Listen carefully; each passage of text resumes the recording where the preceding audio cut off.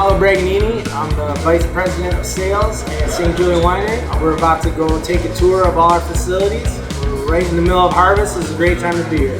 Welcome. Welcome everybody. My great-grandfather started the winery in 1921. We're the oldest winery in Michigan. We are the largest and the most awarded in Michigan history. Mariano Macconi, he started the winery in 1921 in Windsor, Ontario. So that was right during Prohibition.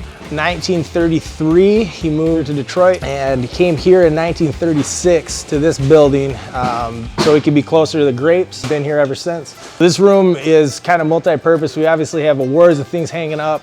We haven't been able to add anything in a while. This whole area has kind of been taken over by Brian and our shipping department. All day, every day, he's boxing stuff out to ship. E-commerce really became a large part of our business when Corona started. As of right now, Brian does all the shipping basically by himself. If you guys ever had the chance to order anything on our website, you'll notice we are pretty quick with turnaround. We usually get orders filled the day or the next day. These are kind of cool. So these are for our centennial for 100 year. These are 6 different cab sauves that we're selling in these gift sets. The acting is cool. So we're doing some cool stuff, some cool promotional stuff for the centennial. I think we did 125 of these. And this would be the most expensive thing we've ever tried to sell. So these are going out at $4.99.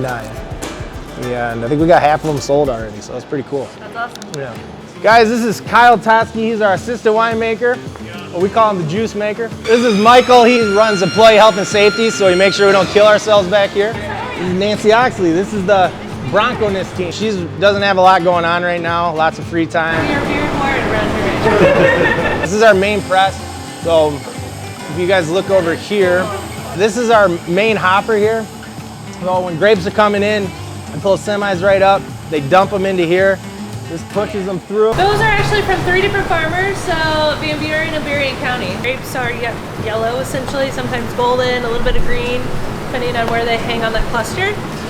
They get pressed, so it kind of looks like this. We'll settle it out, it'll be clear juice.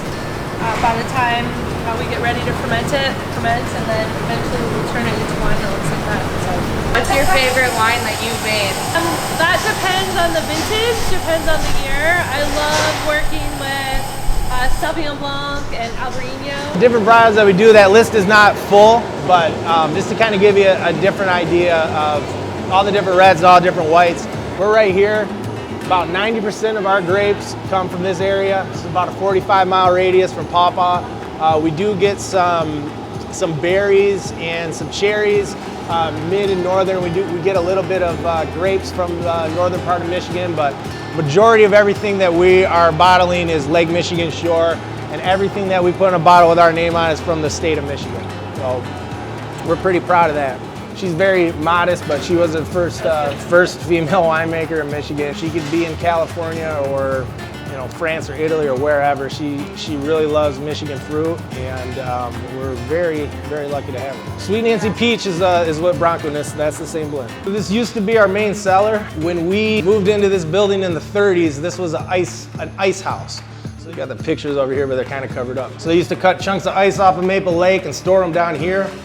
This is all cork insulated, so it was a perfect place for an ice house. So this is our still. We've kind of outgrown our spirits capability. We're looking to put a much larger still in here in the next 2 or 3 years. Still produces all of your spirits? Not quite. Okay. So it touches it in some way or somehow. We have been getting some bulk stuff in and then running through the still here. So stuff that might be 4 times or 3 times the still. We'll get it here, do it one more time. We have exploded with our vodka and rum. It really has taken off, so we're getting a little bit of help on some of the production side. All of our brandy's done here. Anything we make from grapes is done here. So we got a little bit of all of it. We're the oldest winery in Michigan, oldest operating distillery in Michigan. We weren't the first, but we've been around the longest. This is my great-grandfather. He started the winery. That's my grandpa, Apollo the First. Otto Skincariel, he was cousins. Skincariel's our cousins. Our first winemaker. He took a trip to California to learn some winemaking processes with the Gallo brothers. These are all labels. We do a lot of stuff for other wineries. That's a large part of our business. Is we do a lot of private label, a lot of co-pack, things like that. Yeah, Bronco-ness would be a private label. We help a lot of wineries that are just starting out and might have, a couple couple varietals in the ground. These are Stelvins, so these are the screw caps, what we put on top. Bunch of glass, bunch of caps. We try to do as much as we possibly can in screw tops. That kind of started like maybe 15, 20 years ago. There was a cork shortage and people were trying to look for alternative packaging. They work every time. You don't have to worry about failure, and they keep the wine a little bit, keep the wine better a little bit longer. So this is all just empty glass, empty cans. You guys have heard, been following anything with how aluminum cans got really short in supply over COVID. That seltzer craze exploded. Everybody wanted slim 12-inch cans or 12-ounce cans, which is what we have there. So we had to order huge quantities of those just to be able to get them. So these just came into July. This whole thing did, and that's about a year run. Guarantee the cans for 3 years. So every one of those cans has a liner. So this is our canning line. Those big stacks you see, they fit right in there and just raises them right up. So this is where the caps go in. So that's the empty cap. They fill it, the cap presses down, and they come out. Okay. They come out closed. Yeah. So essentially an empty can doesn't have this hole? Yeah, correct. Oh, Yep. So these all get put on through this machine. We just got this a couple years ago, 3 years ago, I believe. So that's relatively new for us. And the cans come with the label printed on them. It's not like a sticker. Some do. You can get them printed or sleeved. So if you get a can that's crinkled, right, they pull those out. If they don't, because if you stack them on top of each other, they'll bust.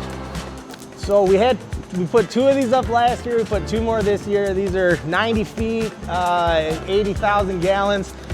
And those are all jacketed and temperature controlled, just like the ones inside. You can keep all that liquid controlled to the 1/10 of a degree. As far as we can tell, they're not the largest, but those are the tallest silos in the state. Tallest in the world, if you ask my dad. So this system right here, this is the glycol. This is what temperature controls all the tanks on the whole campus. So this is our new warehouse. This is all finished goods. So everything you see stacked there, that's all wine ready to ship. So we were able to move everything in here. So I mean, you can tell we went from the size of the glass warehouse that we had to this whole facility. So this gives us opportunity to really stock up. We're always gonna have to do something because we can't forecast perfectly, but we'll probably run that bottling line maybe half a dozen times during all of harvest this year because we were able to load this warehouse up. You guys are asking me about tanks versus barrels. These are called clavers, so we do a lot of white wines in those, so they don't get the oak flavor, like your Chardonnay, Pinot, stuff like that. Like this would be, like I was saying, in those plastic ones. So these are wine grapes that are put in here. There's yeast in there. You see it bubbling. So these are fermenting right now. So how long? Pinot Noir. This is Pinot Noir. Depending on depending on what they want to do with it, right? What alcohol content they want to stop it at, what sugar level. A lot of different things go in that. This is the new barrel room. So the story with these presses is that Mariano wanted to be in the Guinness Book of World Records for having the most wine presses. I don't know. I don't think so. Well, he's not in the book. I don't know if that's true. Again, there's a lot of stuff here that you hear the story and you kind of got to decide for yourself. This is part of wine feed in barrel, so you can chop. So wine feed is the tube that you use to pull wine out of here. Oh. Somebody must have dropped it. Okay.